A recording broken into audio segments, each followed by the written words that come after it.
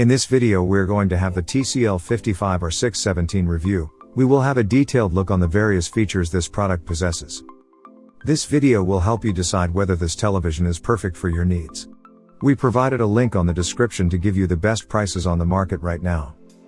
Each time I see a new TCL TV, such as the $649, 55-inch, 4K UHD 55R617 reviewed here, the company has made significant strides in one area or another.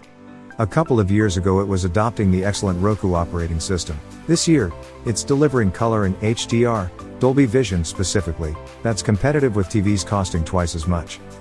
I'll get back to the picture TCL 6 Series TVs generate in a bit. First, one of the best things I've seen in a while, and honest to goodness, placed where you can see a power button.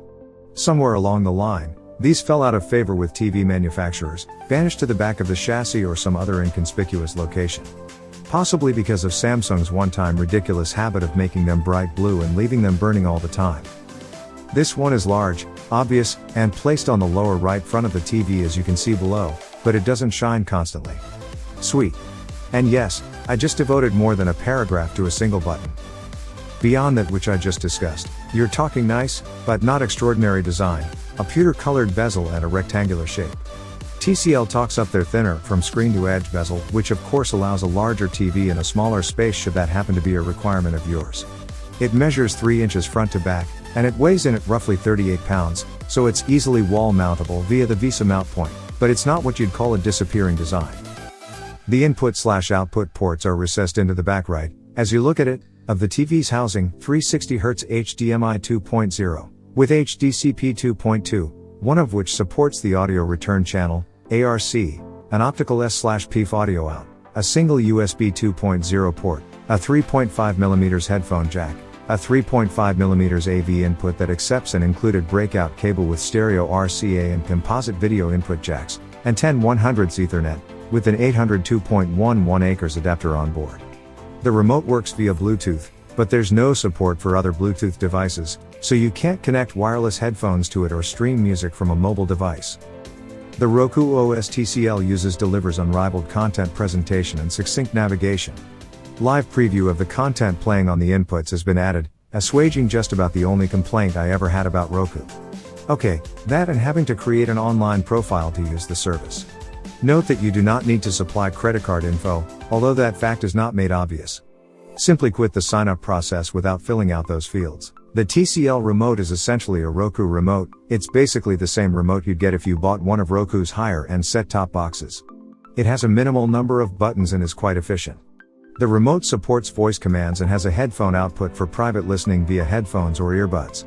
I really like how the user interface handles navigation during file playback. You need just one click for any action using the 4-way rocker switch. That's much better than the tedious Samsung approach, where you must select the appropriate on-screen control before you can take action.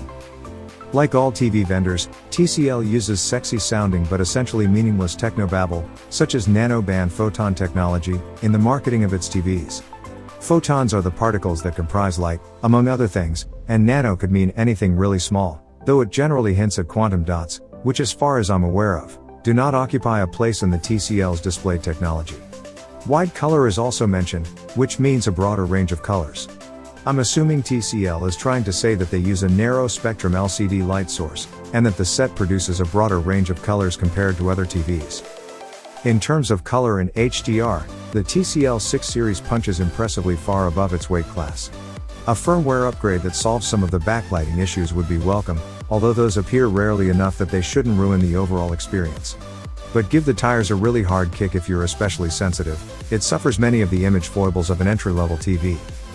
Also, just before I put this review to bed, the similarly priced 55-inch Hisense H9e Plus showed up. It can't match the color, black, or brightness of the 55R617, but it handles motion better, and it doesn't suffer the same backlighting issues. Kind of a toss-up there. Where to buy? You can get the TCL 55R617 through the link below in the description. We have checked to ensure those are the best price in the market right now. Thanks for watching.